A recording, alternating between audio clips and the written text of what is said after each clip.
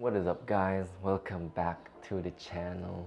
My name is Daniel.hung, and today I'm going to be teaching you how to replace screens inside a photo. For example, if you want to replace a tablet screen or a laptop screen or a TV screen, whatever. And I'm going to show you how to do that. So first of all, let's open up Affinity Photo. Let's open up a new document, right? I'm gonna go new document. I'm going to well, to be honest, let's just start with a photo basically. Let's take a photo. Well, let's find a photo and use this one, right?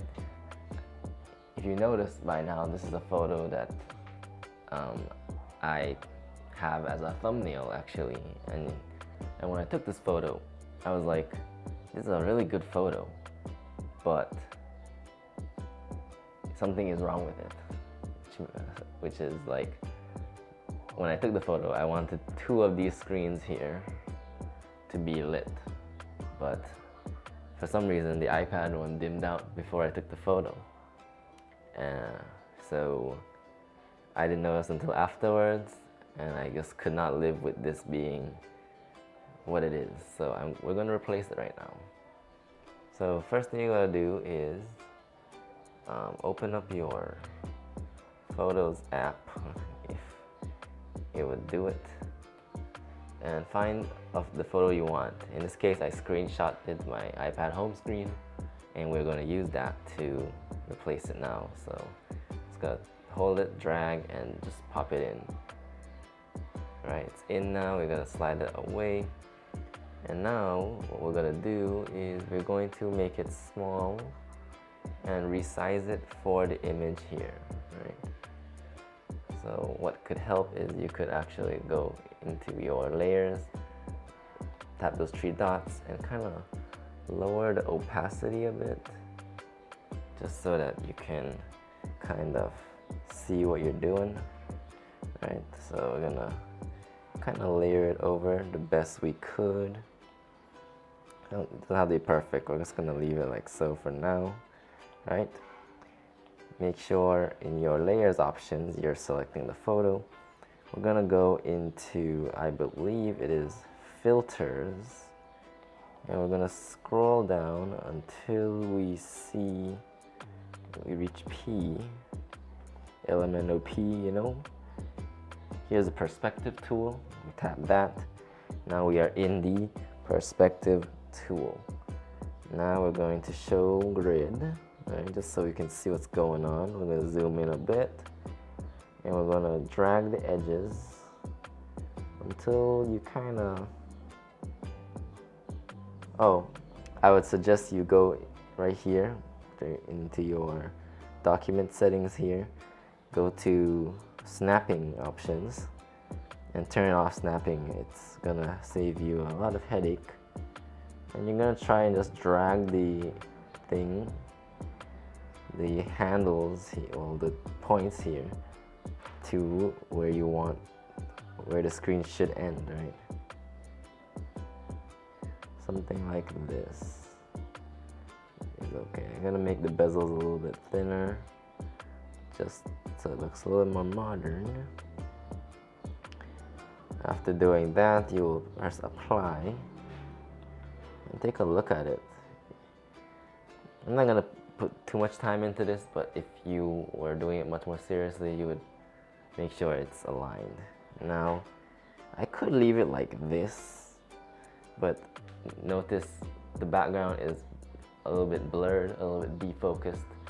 So we're going to do the same to this to make it more blending into it, right? Make sure you have it selected. We're gonna go to effects, Gaussian blur, we're gonna switch that on, tap it, and then we can just improve the radius, right, to match it. So let's just move it. As you can see, 4 is a little bit too much, I think. So I'm gonna reduce it at least to 2 point, like maybe 2.8, right? we're not going to preserve alpha because that preserves the edges. We want it to blur in. Good. So as you can see, that simple act of doing, we have now replaced the screen with another image that we like.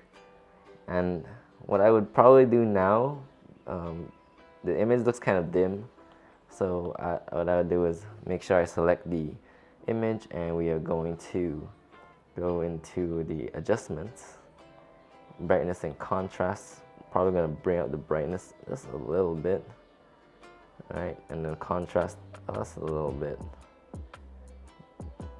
Right, as you can see, it's affecting the entire thing. We don't want that. So I'm going to drag this adjustment layer right over the image like so. As you can see the difference. This is without it off, and this is with it. I'll probably tweak it a bit, lower the contrast a bit, and increase the brightness. Something like that. Just so that it blends a little bit nicer. And as you can see, we now have an image with the screen replaced. It's as simple as that. Okay, so the last thing that you should do, and I actually forgot until after I finished the video, is to go back to where you did your thing here. And make sure to bring back the opacity back up. I completely forgot. So that's why you weren't seeing it so bright. Okay, so now you have it back to its opacity. You can go back to the effects. No, not the effects, but the brightness adjustment layer, and like edit it back to the right thing. So yeah, so now it looks much better, much better. That's all I really have for you, a really quick video just to show you how to replace screens. I think it's something that we'll probably do a lot, especially if we're taking photos of screens and we don't really like the image coming out of them right off the camera. So you can use this trick or skill, technique to be able to replace your screens all the time. So thank you for watching, guys. Please click like and subscribe if you love content like this and if I should make more. So until next time, peace.